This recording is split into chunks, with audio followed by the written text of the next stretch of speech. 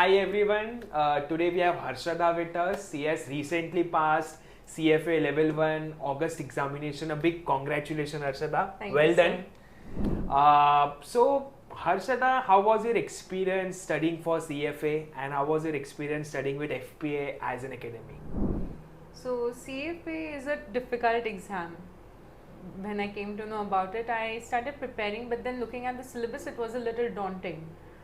But when I decided which institute to go with coaching for CFA, FP was a natural choice to me because first of all, looking at how your experience was when you were doing CFA, then knowing the institute in itself, their background, I chose this, and the experience has been very good with me, especially because especially working and studying was a little difficult.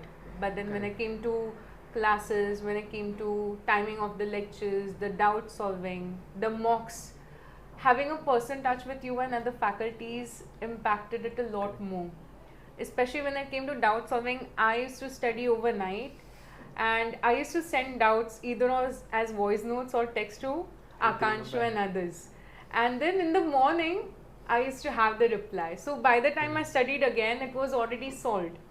So that was very nice. And then mocks time, when first two mocks were not so good. You, Akanshu, Naushad sir, they used to encourage or talk, tell me, guide me how to strategize the small time that is there between mocks and exam. That time the guidance which was given is more better. Definitely, guys. I think I would agree with the fact that CFA is not an easy exam. Specifically, one of the challenging thing about the CFA exam is that you have all the 10 subjects getting tested in one day, and for it becomes very difficult as a student to face all 10 subjects, and that's why we push our students to give at least 10 mock tests. And I think thanks to all the students who support us in this journey, and they end up passing the examination. I think you would also agree that mocks play a very important role. Very.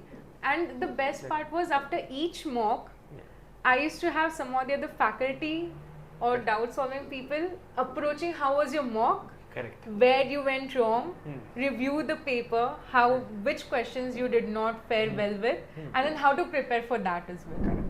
So that definitely, guys, at FPA we believe specifically when you are doing something like a CFA, you need some kind of a personal touch, you need some kind of personal mentorship. So we have a mentors apart from your faculty team, which are like your buddies to prepare for an exam. You have anything, they are there. You need motivation, you need extra questions, you need personalized outsourcing, you need one-to-one session, any help. And I think they are just one call or one message. I think as an academy, we are there to support you. The only thing we need is that you are following us. You trust the process. That is something I would say very much important. Now see, Harshada, one thing I think for the audience, Harshada is also a professor at one of the esteemed colleges of Mumbai. Being very honest, for our working students, it is very difficult. Boss, you are working 8-9 hours, you have traveling time, plus you have lectures. How do you get time? How do you keep motivating yourself? Or how do you ensure that you are able to study for CFA and also work? So one thing that I noticed is after the day is over, after working hours, you get very mentally tired to go through something new. So what I suggest is always attend your lectures or recordings, first of all on time. Even though you are not mentally ready to grasp all things, attend it. And second, let's say if you did not get everything in it, study early morning. So that when you're fresh before you go for working hours, and then you get tired, study when you're fresh in the morning and then revise in the evening. So that will be better for working professionals as well as students, I think, because students, you're also learning something in college. By the time you come back home, I don't think you're mentally prepared for that. So study in the morning, go to college or your working hours, and then come back and revise that topic. Correct. See, definitely on the same thing I would agree with Harshada, that if you are a working or even if you are a student, break down your studies maybe 2 hours initially before going to your office. Study the concept, read, understand the concept, and after you come back from the office, being very honest, there is a little energy left in your mind. It's very difficult. So maybe you can just practice few questions or you can just do revision, but do something. That is very important. And another thing I would agree is having a exam buddy or having some study partner with you. I'm not sure if you had some study partner with you, but I recommend always have a study partner, maybe which is smarter than you, which is working equally hard. Because कैसा होता है, being very honest, your company, your friends play equally important role. If they are not studying, you'll also end up not studying. Yeah, I feel like having a partner will be like उसने एक chapter पढ़ा ना, मुझे ये पढ़ के और एक chapter पढ़ के रखना. So it gets a little more competitive in a good way. Exactly. So definitely, I do recommend have a study partner, which is very important when you are preparing for something like a CFA exam. So another question, Harshada, I have, a lot of students are confused when to give CFA exam.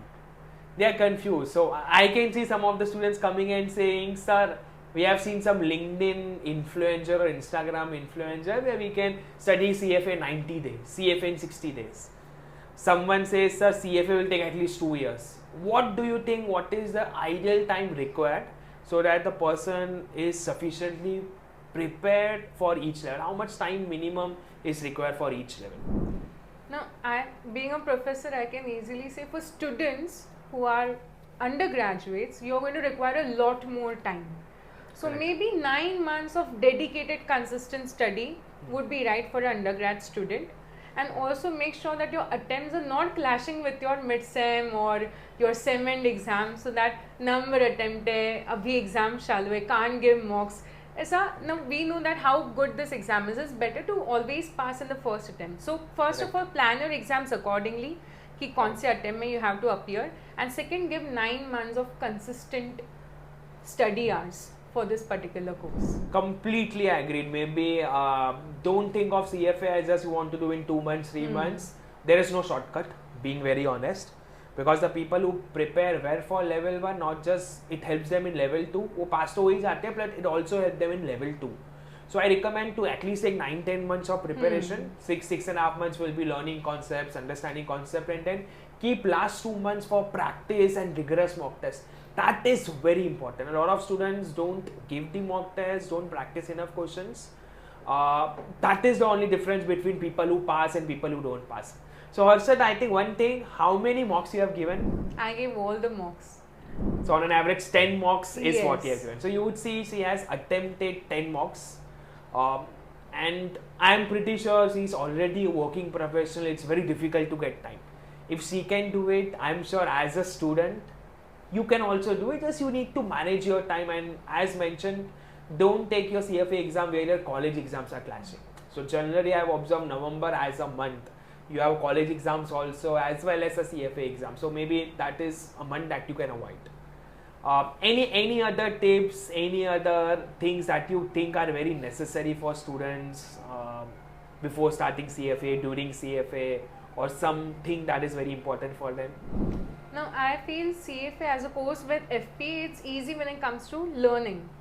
I like the fact that we have mock exams, and each mock we have someone catching up with you, how your mock was.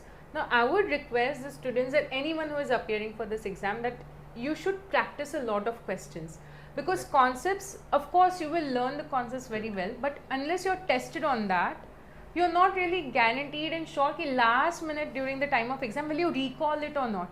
Second of all, in the mocks you get the practice of sitting for those long hours. That is one main point. But first mock exam, you feel like by the time you cross, like last 30 questions are very difficult to solve because your concentration span is over. So sitting for long hours, practicing enough questions, and then appearing for all mocks, reviewing them, revising the concepts where you did not prepare, that will make a big difference other than the studying part.